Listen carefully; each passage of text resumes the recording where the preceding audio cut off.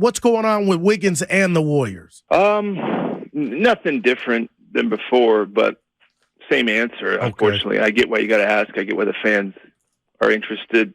There's nothing wrong with that, but we got to respect him and his life and his privacy. I shared last time that it wasn't the plan that he wouldn't be back. I know some people have reported that. I haven't heard anything along the lines of he's not coming back. There's speculation on that, but I haven't been told, hey, look, I'm not coming back. Nobody said that to me. I'm sure y'all have heard different news coming out on social media regarding the absence of Andrew Wiggins, and so far, we still have no clear idea what is really going on with him right now, and when he's going to return to the lineup.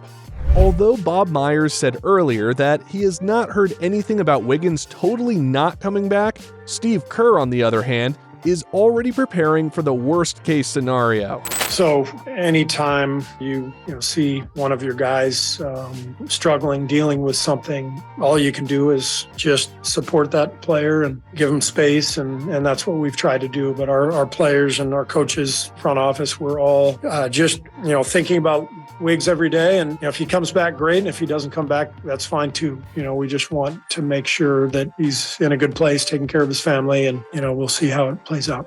With less than 10 games left in their schedule, and as the playoff race in the West gets tighter and tighter by the day, the Golden State Warriors are in danger of slipping down to the play-in tournament with the absence of Wiggins and possibly hurting their championship hopes without one of their key players.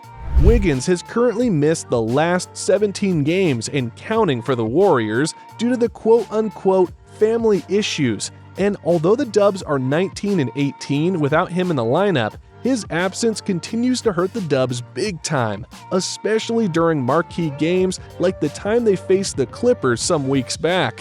See, without their best wing defender, both Kawhi Leonard and Paul George went off for 54 points combined, and despite Curry's 50-piece, the Dubs lost that game by 10 points. And when you take a closer look at the box score, the second leading scorer behind Steph Curry was Jordan Poole with only 19 points, and without question, they could have had another scorer that would have brought in some scoring punch to help Curry offensively if Andrew Wiggins was there. He's averaging 17.1 points this season, along with 5 rebounds, 1.2 steals, while shooting 47.3% and almost 40% from downtown.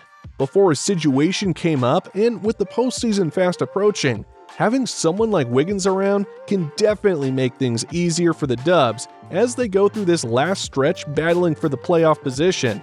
Without Wiggins in last year's finals, I'm pretty sure that the Warriors would have had a much more difficult time winning the championship. And in fact, he had a serious case in winning the finals MVP last year, with the way he played on both ends of the floor, and on top of this, he was undoubtedly the second best player in that series behind Steph. Now, to reiterate my point, here's Steve Kerr talking about the importance of Wiggins in their playoff run last year. It's just so fun to see Wiggs playing at this level and getting his due. We'd be dead without him. I mean, he's spending every second guarding Doncic, and it's such a difficult job, and we have to have Wiggs, and he's doing a great job. As Kerr said, they would be dead in the water without him, and I'm afraid that the same thing could also be said for the current Warriors squad if Wiggins doesn't come back this season. In his podcast, Draymond Green shared his 2 cents about the upcoming playoffs, and here's what he said about the chances of them winning the West without their key players like Wiggins and GP2.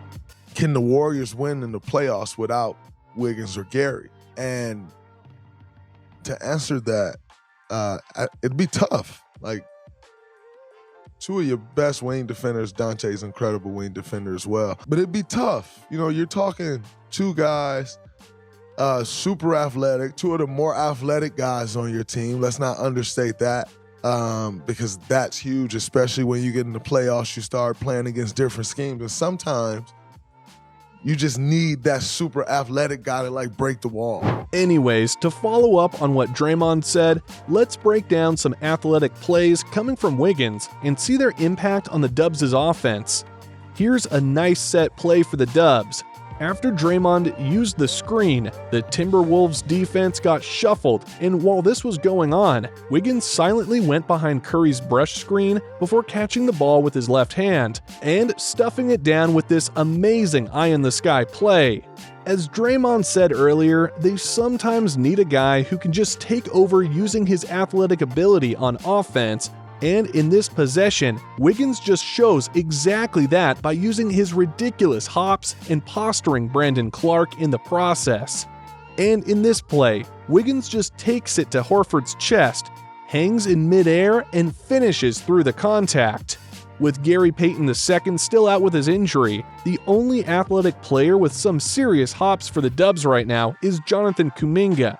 But the thing is though, Kuminga is still young and developing, unlike Wiggins, who's already proven his worth as a legit threat in the 3 spot. For now, Kuminga can fill in for Wiggins temporarily, but I'm not sure that he can hold down the fort until the playoffs, as he's not as experienced as Wiggins in those types of situations.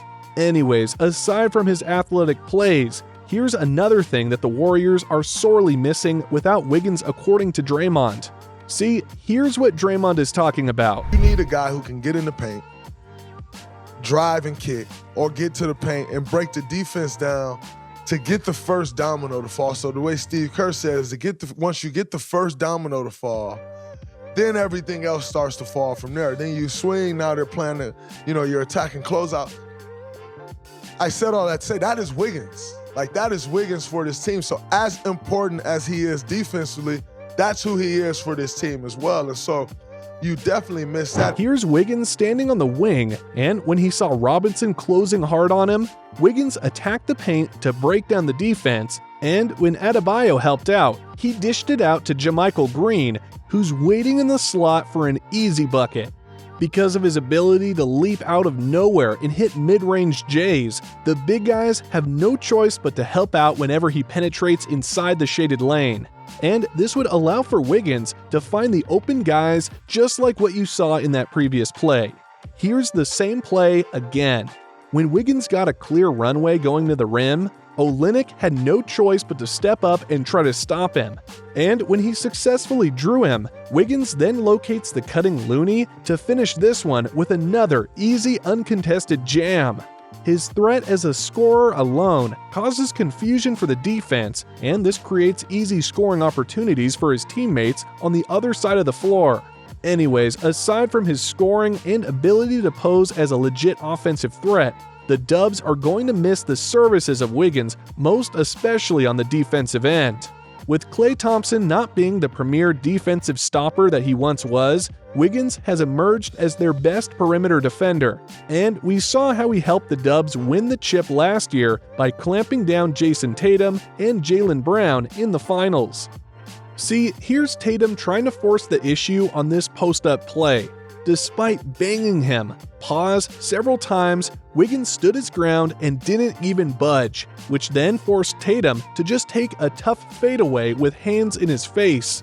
Wiggins has the rare combination of size and length as well as the athletic ability to guard any player from 1 to 5, and this makes him an elite and versatile defender that can be utilized in any given situation. Anyways, here's Tatum once again going up against Wiggins. Now, instead of settling for a jump shot like in the previous clip, Tatum puts his head down and attacks the rim. However, the result was still the same as Wiggins clamped him down real good in this possession. Now, in this next play, Jaylen Brown got to his sweet spot as he was about to take a mid-range jumper. But out of nowhere, Wiggins was there yet again to spoil his plan and perfectly time his jump to block his shot away. I mean, in the first 4 games of their finals series, the Dubs were a nightmare for Tatum as they just held him to below 35% shooting, and during the same stretch, Wiggins just locked him up and only allowed him to score 13 points in 55 possessions where he was assigned as his primary defender. Anyways, guys, these are the major things that the Golden State Warriors are going to miss out on if Wiggins decides not to suit up for them anymore this season. Aside from his individual defense and scoring, Wiggins also brings a lot more to the table, such as grabbing timely rebounds and hustle plays, and without him back in the fold, the Dubs' chances of grabbing another championship get bleaker and bleaker by the day, similar to the chances of his return.